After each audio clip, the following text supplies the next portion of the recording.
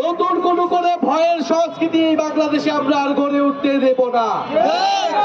শহীদরা রক্ত দিয়েছে, প্রয়োজনে আমরা আবারও প্রয়োজন হলে আমরা আমাদের নিজের রক্ত দিব, কিন্তু জুলাই গণঅভ্যুত্থানের পথেই এই বাংলাদেশকে চলতে হবে। খুনি হাসিনার সরকার পুলিশ এবং ছাত্রলীগ দিয়ে দমন পীড়ন চালায়, ছাত্রদের উপরে, সাধারণ জনগণের উপরে নির্বিচারে গুলি চালায়। তখন ছাত্র, শ্রমিক, সাধারণ জনগণ সবাই এক দফার দাবিতে রাজপথে নেমে এসেছিল। আমরা জানি গাইবান্ধার 6 জনেরও অধিক ব্যক্তি শহীদ হয়েছে এই গণঅভ্যুত্থানে। বাংলাদেশের এই দ্বিতীয় স্বাধীনতার জন্য গাইবান্ধাবাসীর এই আত্মত্যাগ বাংলাদেশের মানুষ, জাতীয় নাগরিক পার্টি চিরকাল ধরে মনে রাখবে, শ্রদ্ধার সাথে স্মরণ করবে সেই সকল শহীদদের। আমরা বলতে চাই, এই যে গণঅভ্যুত্থানে হাজারো মানুষ শহীদ হয়েছে, হাজারো হাজারো মানুষ, ছাত্ররা আহত হয়েছে একটা নতুন বাংলাদেশের জন্য, যেই বাংলাদেশে বৈষম্য থাকবে না, গণতন্ত্র থাকবে, যেই বাংলাদেশে আপনি কথা বলতে গেলে পুলিশ আপনার উপর আক্রমণ চালাবে না, আপনি মত প্রকাশ করতে গেলে আপনার উপর লাঠিচার্জ, গুলি পুলিশ চালাবে না, আপনি কথা বলতে চাইলে, আপনি প্রতিবাদ করতে চাইলে প্রতিবাদ করবেন। জুলাই গণঅভ্যুত্থান সেই প্রতিবাদ শিখিয়েছে আমাদের।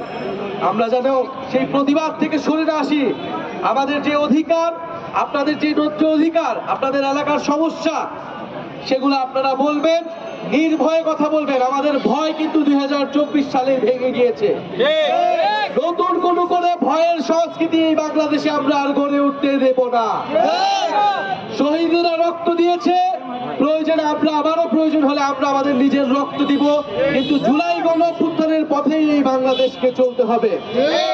প্রিয় গাইবান্ধাবাসী, আমরা জানি রংপুর, গাইবান্ধা বাংলাদেশের অন্যতম দরিদ্র অঞ্চলগুলোর মধ্যে অন্যতম, এবং নানা ধরনের বৈষম্যের শিকার এই গাইবান্ধাবাসী অনেক দিন ধরে হয়ে আসছে।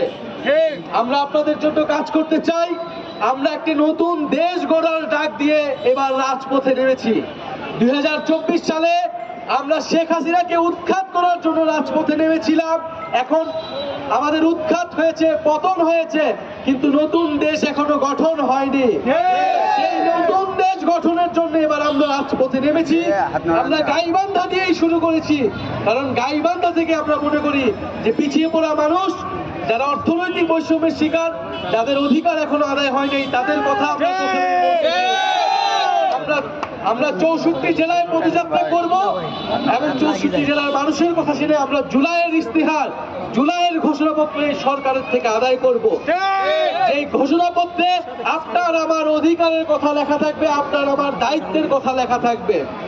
প্রিয় বন্ধুগণ, জাতীয় নাগরিক পার্টি ধর্ম, বর্ণ নির্বিশেষে সকল মানুষের নাগরিক মর্যাদা এবং নাগরিক অধিকারের পক্ষে কথা বলে আজকের এই সমাবেশেও দলিত, হরিজন সহ যে নানা ধর্মের, নানা বর্ণের মানুষজন এখানে এসেছেন, আমাদেরকে সমর্থন দিয়েছেন, তাদেরকে আন্তরিকভাবে ধন্যবাদ জানাচ্ছি।